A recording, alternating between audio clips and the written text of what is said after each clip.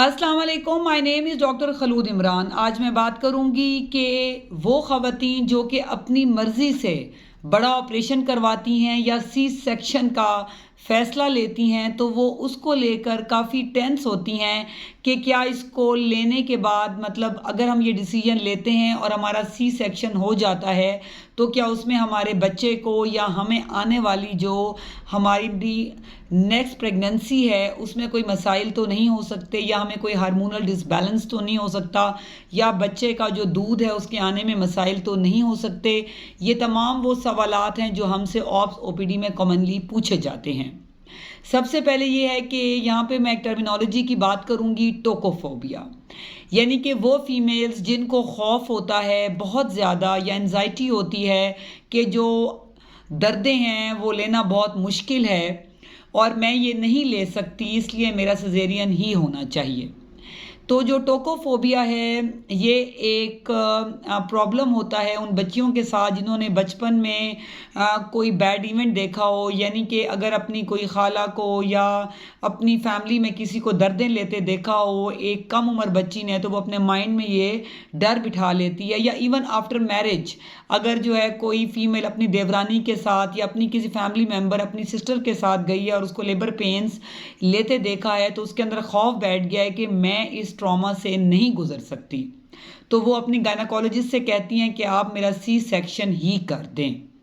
लेकिन उसको भी लेके उनके माइंड में काफ़ी सवालात होते हैं कि जी मैंने अपनी फ़लानी फ्रेंड से सुना कि अगर सेक्शन करवा लोगी तो आपका दूध ठीक नहीं आएगा, आपके हार्मोन्स का मसला हो जाएगा, नेक्स्ट प्रेगनेंसी में मसाइल हो सकते हैं। तो इसमें इस फोरम पे मैं ये ज़रूर कहना चाहूँगी कि जो नॉर्मल डिलीवरी है वो फ़ार बेटर है, बहुत बेहतर है एक ऑपरेशन या एक सर्जरी से या सी सेक्शन से। लेकिन वो फीमेल्स यहाँ पे समझने के लिए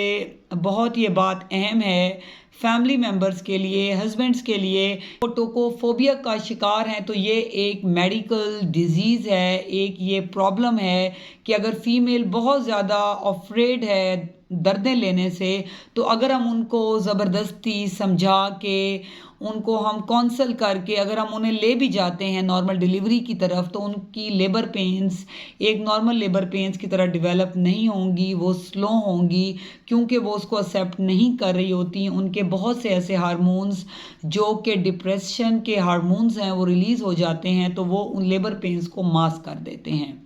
तो वो एक डिलीवरी जो है वो नॉर्मल साइड पे जाना काफ़ी मुश्किल है।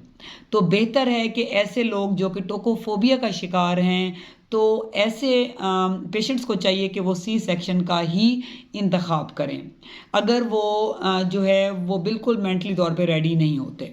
तो उसमें यह है कि जो एमरजेंसी सिजेरियन है वो एक, यानी कि हम फौरी तौर पे हमें सिजेरियन करना पड़ रहा है,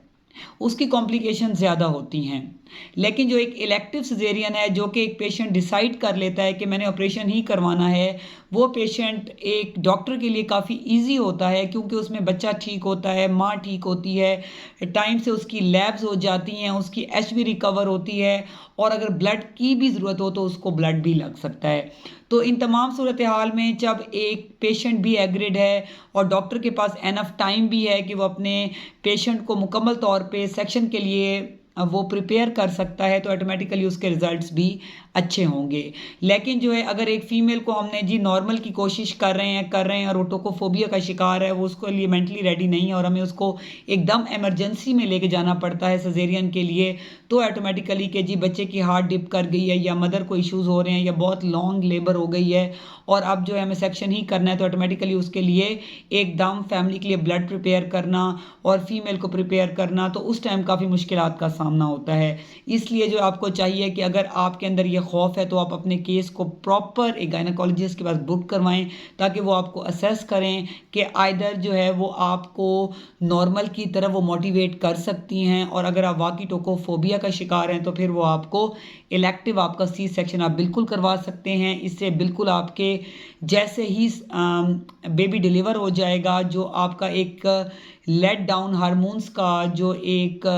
नॉर्मल साइकिल है वो ही रहेगा, आपका मिल्क नॉर्मल आएगा, آپ کے ہارمونز اس کے بعد بالکل نارمل ہوں گے. نارمل پریگنینسی آپ اس کے بعد دوبارہ بھی کر سکتی ہیں اور ایک نارمل اپنی جو ایک آپ کی جو ریپروڈکٹیو لائف ہے وہ آپ کی ویسے ہی رہے گی جیسا کہ آپ کی پہلے تھی. تو آپ ان متس میں نہ جائیں اور کوشش کریں کہ اگر اس قسم کا خوف آپ کے اندر ہے تو آپ اپنے آپ کو پراپر چیک اپ کروائیں تاکہ ماں اور بچہ دونوں صحت مند رہیں. Stay safe, stay healthy. Thank you so much. اللہ حافظ.